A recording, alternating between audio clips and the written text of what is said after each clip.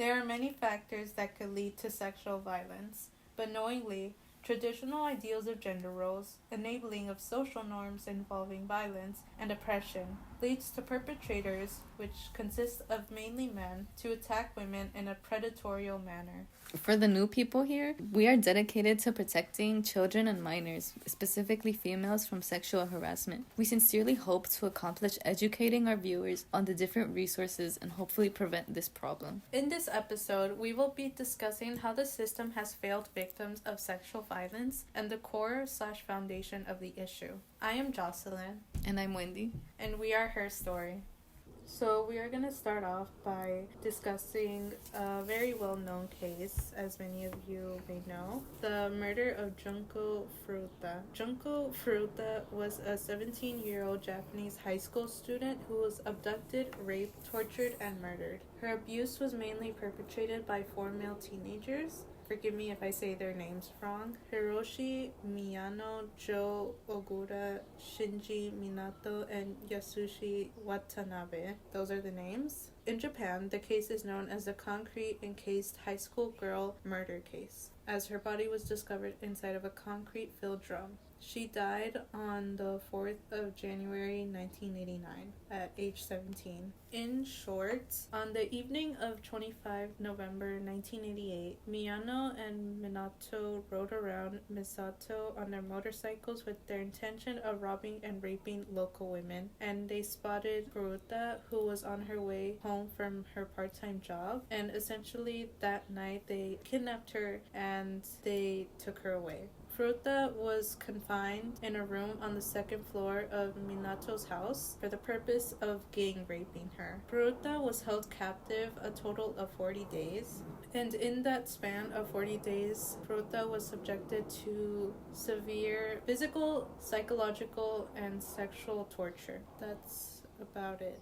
I would say those are the main points of the investigation. There's a specific part in the case that says the group dropped this pretense when it became clear that Minato's parents would not report them to the police. The parents later claimed that they did not intervene because they were afraid of their son, who had been increasingly violent towards them. Sexual violence kind of in this case really started with the parents because they didn't educate their child properly to have like just respect in general for people, or like in this case women, and because they just kind of left him unattended and they just stopped paying attention to the child, and the child just kept on doing just like bad things, because essentially the parents like let their son like run away. I'm pretty sure he wanted or was like genuinely like in a gang, and if I remember correctly, yeah, he was in a Japanese gang, and like you said, the parents were aware that he had a girl at the house and they knew what they were doing to her too. The only reason they were hiding it was because they wanted to protect their reputation like in the neighborhood, and I'm pretty sure the police at one point came to their house because they were called about a girl that was there. Obviously it was Junko, and yeah, the police were there, they questioned them, and the parents just said that there was no girl in the house.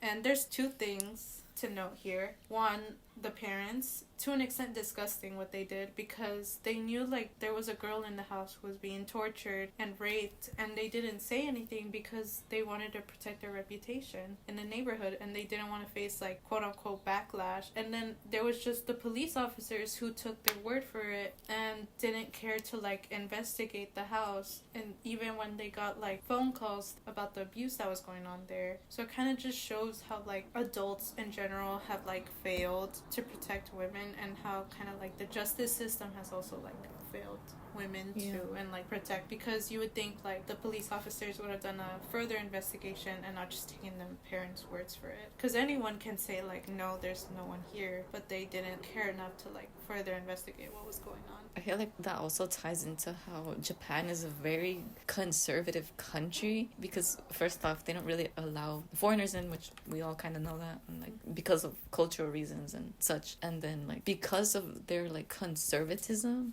or because they're so like closed off, I guess, and they still have these traditional views about women, like oh, women should stay in the house and this and that, and like kind of still seen as objects, I still say, because which is seen in this case that they just saw her as an object, and like that's wrong. Yeah, they did see her as an object. I'm pretty sure they bragged about to all their friends how they had a girl in the house, and they would take turns with her, raping her. I'm not exactly sure the amount every day, but yeah.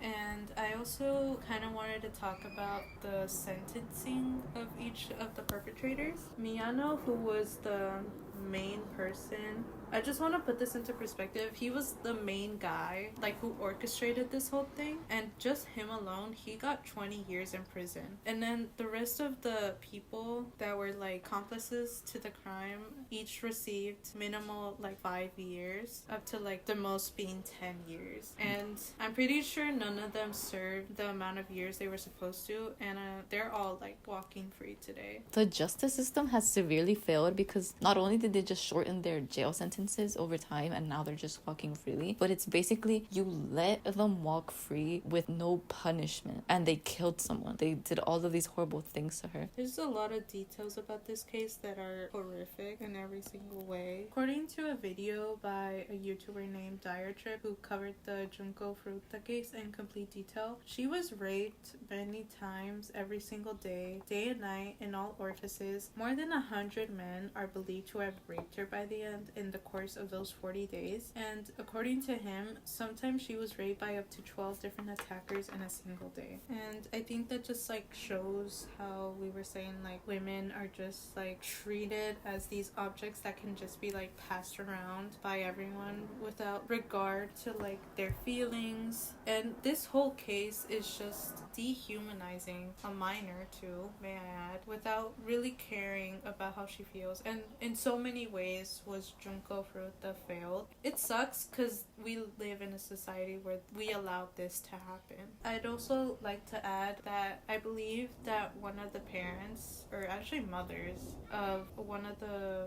boys who had assisted Miyano in the crime went and vandalized the grave of Junko Furuta, claiming that she had ruined like her son's life and that he had no future because of her. And then I don't know if it was the same mother or a different one, but apparently the father wanted to like donate the son's like savings to the family in order to like for compensation, and the mother went to go waste it, or it was the son, one of them went to go like waste the money. It kind of just shows how like parents encourage this behavior, kind of just showing that it starts at one point. Like, these people aren't born thinking, hey, I'm gonna go commit this crime. Like, it comes from somewhere, maybe not directly from the parents, but it definitely has something to do with them, with how they like just let them go do whatever they want, especially in the case of Miyano's parents, knowing that there was a girl in the house and they just let them do whatever they wanted to her.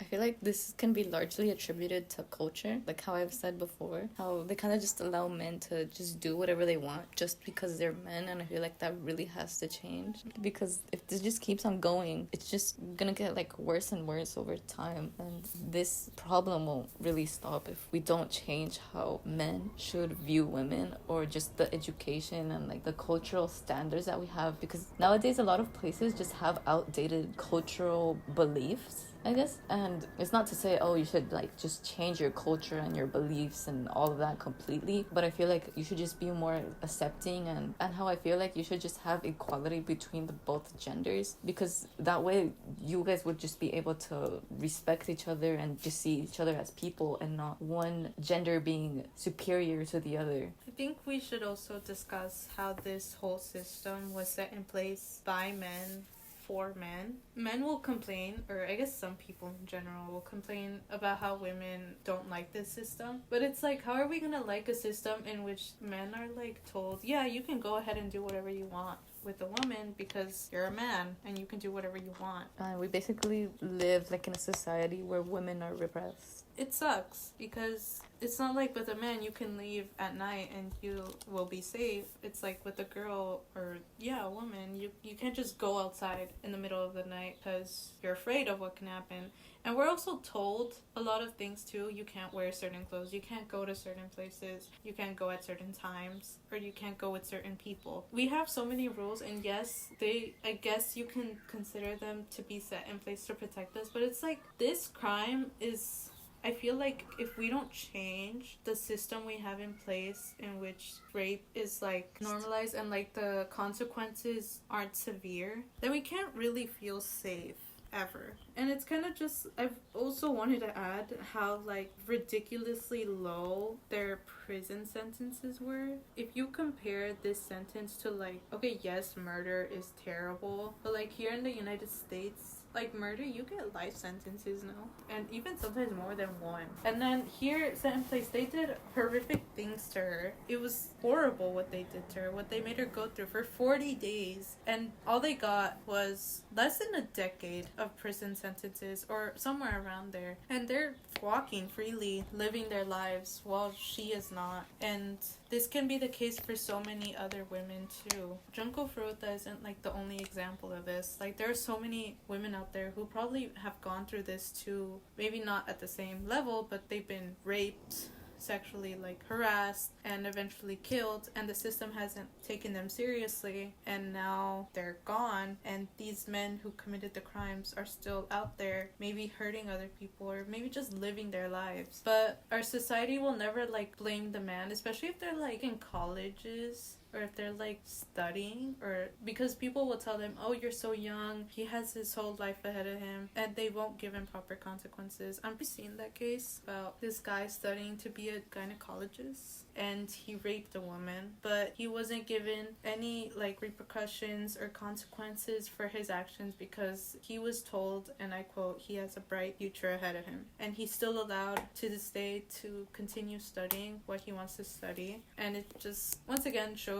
how like the system just fails women and like victims in general, and that kind of just fuels the issue of rape and sexual violence against women like even more, because men will kind of just see how like they won't face any real consequences for their actions, and they can just do whatever they want like without repercussions. One of the points I'd like to talk about is about the dismissive responses from law enforcement, meaning that victims go to police stations and report, right? Because they obviously want to get help and for everything that they've gone through, especially if it's sexual assault, but they're just dismissed because police say that it's not serious enough, or that they may discourage reporting altogether, which really shows how these cases are just so easily dismissed, which first off shouldn't happen because it's something like really severe and can cause so many problems to the victim, especially just when it's freshly happened, and like the consequences that it has on like their mental health, and like if like let's say the guy had like STD or something, like effects on her like physical health.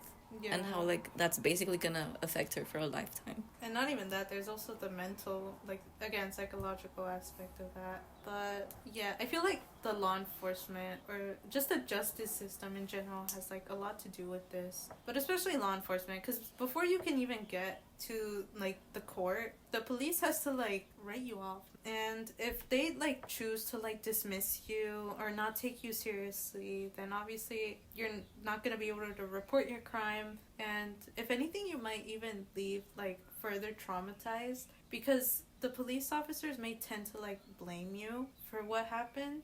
Like I mentioned in the last episode, there was this girl, and I'm going to further elaborate on that story.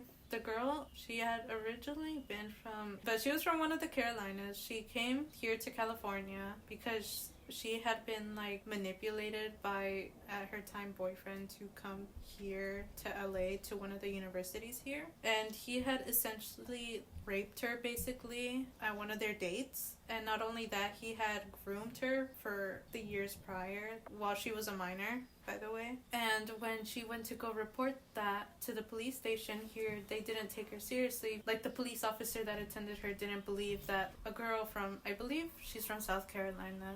Point is, the police officer couldn't believe that a girl from South Carolina would come here to California and then like report the crime. And so he didn't take her seriously, and he never got prosecuted, the boyfriend or the ex-boyfriend. And so she left discouraged, and she never got any justice because the police system or the law enforcement system never took her seriously and just dismissed her. And it isn't just her. This happens to obviously a lot of victims, and they're never able to like reach out because the system that is supposed to protect them and like help them get justice, they never are able to get it because they're not taken seriously. I'd also like to touch up on how systematic biases can also affect the reception of the cases, or like the likelihood of these cases being taken in by like the police and like a judge and like actually getting somewhere. Because I feel like a lot of times in this country, at least in the United States, the biggest or like the most important group of people are predominantly white males. And like, although yes, women are already repressed enough as it is, but I feel like it wouldn't be the same if you would go to like a police station in a well-off area and it's a white woman who goes and reports the rape. I feel like they're more likely to take her seriously than compared to any other race or any other ethnicity, just because she's white and they see her as like, oh well, like she's actually being serious about this. Many of the women that are like raped, at least in this country, consist of various racial and ethnic groups, especially like Native Americans, like we touched on that the last episode. And in a system where like, especially in the US, where implicit bias is like everywhere, the healthcare system, and in this case the justice system, they won't take them seriously because the whole mindset that these like rapists and like perpetrators have in the first place of like committing the crimes they do on like these different racial and ethnic groups is because they believe like they're vulnerable and no one will take them seriously, and there isn't enough protection set in place for them because of the justice system and the law enforcement system. So when they do want to report those crimes, they're not going to get taken seriously, and then because they're not getting taken seriously, the crime is going to happen again, and it's just this like cycle that keeps happening. I feel like an example of this implicit bias can be a white woman. She goes and she reports her case and she says like, oh, I got raped by a black guy, and let's say the police officer who's taking the case is white. He's most likely to take on the case because he has implicit bias.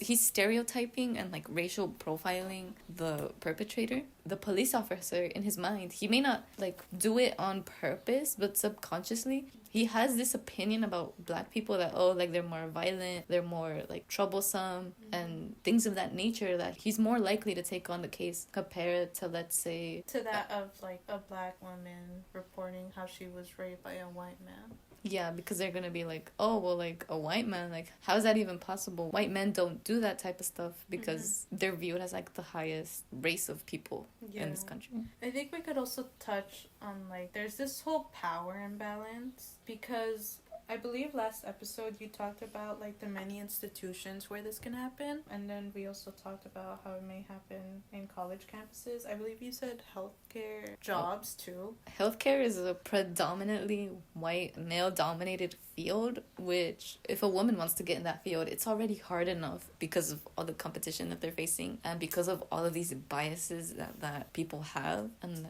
men just alone, just by themselves, excluding race, already have a lot of power. I think we can also talk about, like I was stating before, like the whole power imbalance aspect. For example, like in a workplace setting, if the employer in question is a man, maybe even a white man, and then the employee in question is a woman, like any race or ethnicity, there's already a power balance there, with obviously the man being like in higher authority while the woman is obviously in that case just considered an employee. So where I'm going at this is, if let's say in this case the woman is struggling and she desperately needs this job and her employer would want to like take advantage of her, he could very much do so due to like the power imbalance they have. He could theoretically do whatever he wants with her because there's like this imbalance set in place where it's like he can do whatever he wants with her and she can't do or say anything about it because she'll be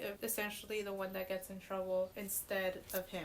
Just to summarize and wrap up what we just said, examples of these systematic failures include underreporting, dismissive responses from law enforcement, low conviction rates, systematic biases especially, and failure to protect young and adolescent girls. It's a tough topic, but I think we basically also touched on this on the other episode, but yeah, these systematic and structural failures are essentially the core and like foundation of the issue we face, and it kind of just shows like again how the system has failed victims of sexual violence. Thank you for listening, and we hope that you learned something new and are more educated now.